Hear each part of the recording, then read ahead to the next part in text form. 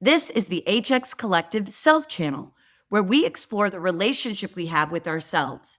In today's conversation with my guest, Gretchen Miller Bush, she reflects on the journey of self discovery and the impact of this journey and how it has affected her human experience. The HX Collective explores the human experience through three main channels of life: work, relationships, and self.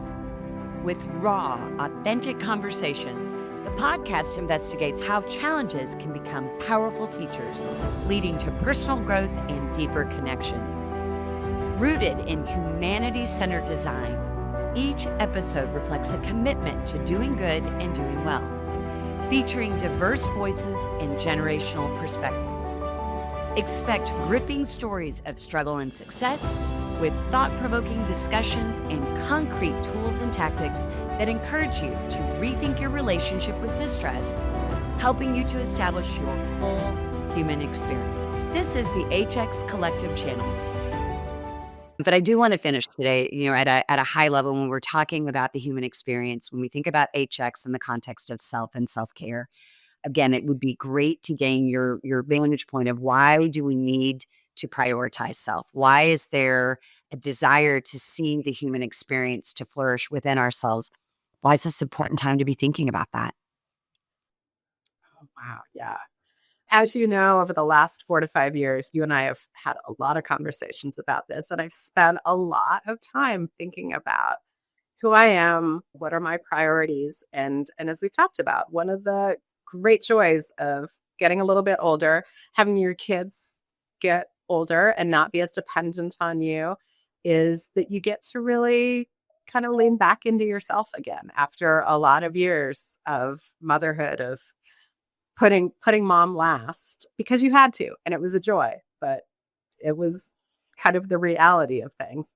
Being able to stop and pick your head up and think about, what do I value in this world? How do I want to go into the next 20 or 30 years of my life?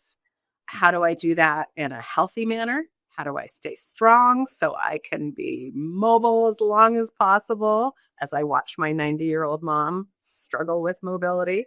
How do I stay healthy as I see friends fall prey to illness and have dealt with it myself?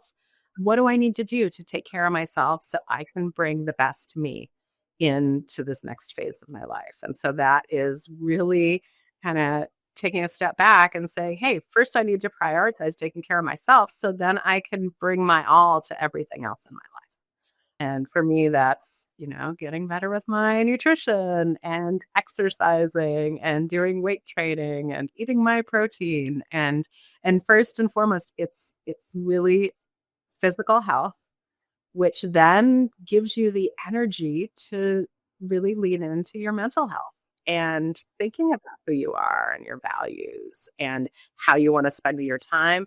And to me, most importantly, who do I want to spend time with? And then arranging my future around that.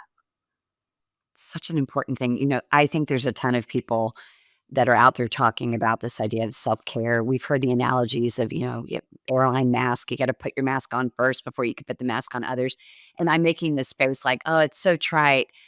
And then when it's no longer trite and it just happens to be true, I think this is just another moment where Gretchen and Deb are saying, like, it is actually true. Prioritizing your physical health does then create the foundation to give your mental health breathing room and space in a way. And so it is very intertwined. But the through line that I'm hearing so much right with you is sort of living out your values. And I think on a really practical level, again, it can sound euphemistic, but the sense of, there's some really practical ways to get your mind around like what is really important to you. Can you share any of your journey in terms of, knowing how did you decide what was important to you? Like, what resources maybe did you consult to maybe give you some frame or structure, or what in a really practical way? If I'm listening right now and I'm like, yeah, I don't know what my values are, so therefore I don't know how to live them out. What direction or counsel might you share with us? Oh, wow. Okay. So this might be a little bit cliche within our particular demographic, Deb, but I'm hoping that it's maybe not as well known to others who are listening. But If anybody hasn't watched the YouTube video by Simon Sinek called Start With Why, it's a game changer. It's phenomenal. And kind of Simon and all of his brethren within that space, reading and listening to Simon, Adam Grant, Brene Brown, Glennon Doyle, like this, our whole crew. And you could probably it's probably like the ladies of a certain age kind of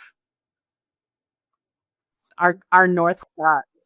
But really, getting back to Start With Why, it's thinking about, what am I doing? What value do I bring to the world? How do I want to lean into that? And really going from there. And so when I kind of went through that exercise and I thought, okay, what's my why? And I get back to my why is my people.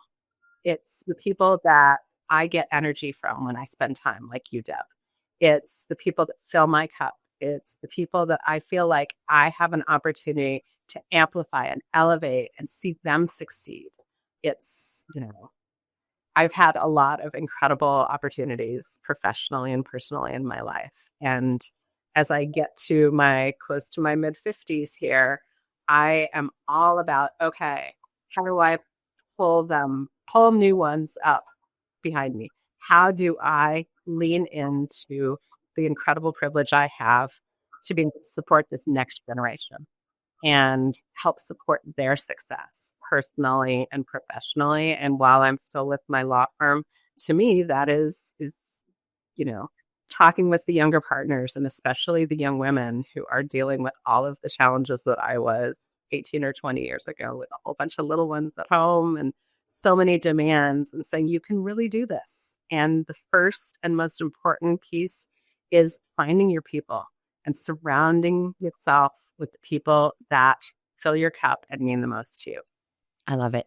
Well, there's so much evidence and fruit in your life that I think supports everything that you're saying. Well, first of all, number one, I love that you mentioned so many of the greats. And friends, if you're listening right now, truly, you don't have to go on this sort of weird esoteric journey. Like, there is so much inspiration with phenomenal social scientists and researchers that are really helping you aggregate what's a way of engaging and thinking about what it means to identify your why, and then how do you create a value set that runs around that. So that's first and foremost is a really practical takeaway. I think a second thing that I've seen that for you, G, in your life is just that sense of, once you figure out your value, and your value is your people, it creates almost like this extra layer of boundlessness. All of it, like, you seem to say yes to a lot of things, but I think it's because you've got room for the yeses, because you've done the work of getting clear about what fits and what doesn't fit. So I've seen the fruit of that immensely, when it is joyful to be a yes, when there's another person that you can bring along or bring with you, like your replenishment zone with your people. I think it's such a critical piece. And then thirdly, and one of my most favorite things about you, is just this sort of whimsy, the adventure. I have to say, one of my absolute favorite things about being your friend is I can never, ever anticipate when something that just like nails it in the moment, whether it's a Taylor Swift and Travis Kelce sticker, or it is the whimsy of, a photograph turned into a portrait of an event we had when we were at a farm to table dinner together with our husbands.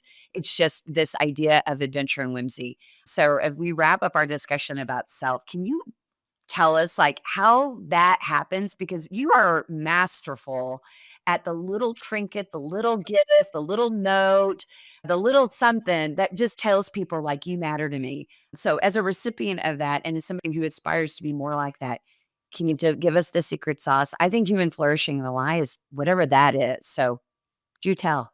Spill the beans. Um, Thank you. That means a ton to me. So I saw something recently on the internet, shocker, probably Instagram, also shocker. And I think that it was, I'm going to probably butcher this, but paraphrasing very loosely, what I do is a term called pebbling, and it originates from the animal world. And I didn't start out knowing this. It's all retrospective, but it's basically, when you share a little meme with someone, or you shoot them a text and send them a silly picture and a memory, or you find something at a gift shop and say, oh my God, this is totally Deb. I'm totally sending this to her. Whatever it is, it's those little moments where you're just showing people that you're thinking about. And to me, yes, sending you the little whimsical thing, I love that you love it, and that's wonderful, but I get as much out of that as I think you do. And so those are my moments of giving myself permission to think about all the people that are important to me and that I just, I want to brighten their day in some unexpected way. And I want to give back to them. And in so doing, show them how much they mean to me and remind myself every time I do something like that, how it's the people in my life that make my life. I love that. And I love that. Okay, so there again is evidence, self-care and human flourishing is really knowing your why and knowing that living out that value. I also think, first of all, I love that it's a thing. It's got a name, pebbling. So we're for going me, to thanks. investigate that, and we may talk about that in a whole nother episode. But I think there's something inherent that I want to make really front and center is I think when you experience it, you act on it.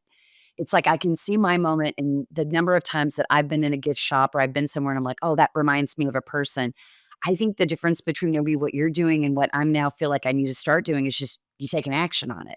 You don't sit there and sort of like get real planful and think, "I'm gonna have to think long and hard about this meme, and I'm gonna tether a few memes so I send the perfect meme." I think there is something instinctual that when you're centered around your core value, it's like you take the action immediately. Is that a fair assumption on my part that you go for it? You don't spend a lot of time thinking about it or second guessing it? Yeah, no, I think that's a perfect thing. And I'd never actually thought of it that way. So thank you very much because I am by nature a total overthinker. But I think that the reason that I don't overthink that is you're right. It is so core to who I am and knowing that it's the people in my life that make my life. But also, again, the joy of getting to be 50 something and being comfortable and not, thank goodness, not being that 14-year-old girl who doesn't want to be the uncool one or who is worried that are they going to think I'm a nerd because I sent them this or whatever. I have given up all of that crap. And if I send you something and you think I'm a nerd, well, that's a you problem, to quote my children, not a me problem. And also, I know I'm a nerd, so I'm totally cool with it. I love it. Well, you're anything but a nerd, or you're my most lovable nerd. And I will also say, I just love what you said. And I think this is a good way to wrap this segment is to really think about the idea that while it is, I mean, literally joy producing, like bright light joy producing, to be a recipient of those moments with you and those, again, the moments of whimsy. I love that you said that you get the joy out of it too. And I think we underestimate, there's been so much research that's been around, a big way to consider your mental health is in that spirit of gratitude and that space of doing for others often is you get it back tenfold. And when I think you just gave us that evidence that when we can, again, orient ourselves around our why, be really clear. In your case, it's your people and it's relationship. And then it's taking the action to say, you're on my mind. I'm thinking of you, that there's a blessing and a benefit to them, but it comes back to us as self. It's great. All right. Thank you. All right, Gretchen, I can't wait, first of all, to schedule our next conversation because I think there's Oh my so God, this was so fun. I know. And as we consider the work of our platform, the HX Collective really was a collection of like-minded people who are united in the space of elevating human flourishing. If our audience is listening when they're like, you know what, I want to step into this, I want to really prioritize human care, whether it's at work, in relationships, or self. Any closing advice or perspective that might encourage somebody to take an action, having listened to our discussion today? Oh, wow. I think that probably drawing on what we were just talking about is try really hard not to overthink it. If it feels right in your gut, do it. Try it. What's the worst that can happen? It doesn't work, or somebody says no, or they think you're a nerd. Try it, you know? And I think it was one of my kiddos' therapists said, anxiety can't survive action. The best antidote to anxiety is action. So I try to remember that as often as possible. And I just say, I'm just going to do it and we'll see what happens. What a gift. Well, close on that note. I love that action is the antidote to anxiety, and so much of what you're actioning is love and connection. So can't wait to pick up our next conversation. And thanks you, friends, for listening. We'll be back soon. So thanks, everybody. Bye now. Thanks for being here. If today's conversation sparked something in you, we hope you'll carry it forward with curiosity, compassion, and courage. Subscribe to the show, leave a review, and share this episode with someone who needs it. Until next time, keep exploring what it means to be fully human.